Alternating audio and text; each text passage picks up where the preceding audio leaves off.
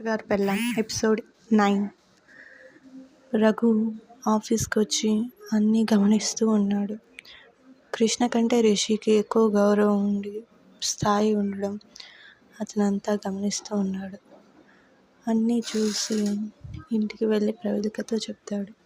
ప్రవళిక, తప్పేముంది, బావగారు అన్నిటినీ చూసుకుంటున్నారు. ఈయన కంటే ముందే వ్యాపారాన్ని చేతికి తీసుకున్నారు, నిలబెట్టారు, ఈ స్థాయికి తీసుకొచ్చారు. అందుకే ఆయనకంత గౌరవం దక్కుతోంది అని చెప్పి ప్రవళిక రాముతో చెప్తుంది. సరే అక్క, మరి నేను వెళ్ళొస్తా అని చెప్పి రఘు వెళ్ళిపోతాడు అక్కడి నుంచి. ఇష్క వస్తుంది. ఏంటి ప్రవళిక, మీ తమ్ముడు ఏదో చెప్తున్నాడు అని చెప్పి. ఏదో చెప్తున్నాడు లేషు, వాడిని వదిలే. ఏంటి ఈరోజు స్పెషల్గా రెడీ అయ్యావు, ఏంటి సంగతి అని అడిగింది. ఏం లేదు ప్రవళిక, నార్మల్గానే కొంచెం రెడీ అయ్యాను. రిషి బయటికి వెళ్దాం అన్నాడు, అందుకే కొంచెం రెడీ అయ్యాను. డిన్నర్కి అని చెప్పి రెడీ అయ్యాను అని చెప్తుంది.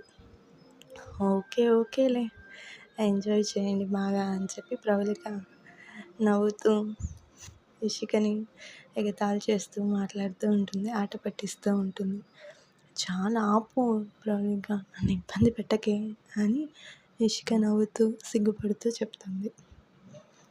సాయంత్రం కృష్ణ రిషి వస్తారు. కృష్ణ, మనం అలా సినిమాకి వెళ్దామా అని చెప్పి ప్రవళికని అడుగుతాడు.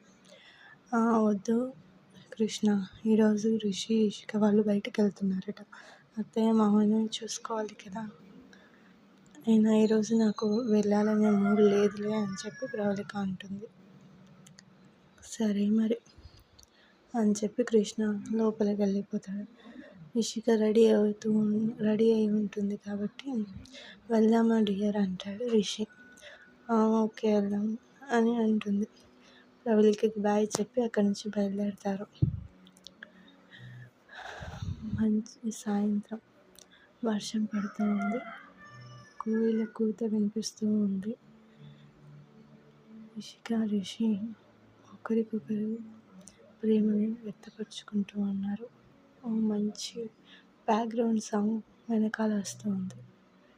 వాళ్ళు ప్రేమ ఊహల్లో వివరిస్తూ ఉన్నారు. డిన్నర్ చేశారు. డిన్నర్ చేసి అక్కడి నుంచి నైట్ లాంగ్ డ్రైవ్కి వెళ్ళారు. ఒక 2 hours లాంగ్ డ్రైవ్ తర్వాత ఇంటికి రిటర్న్ అయ్యారు.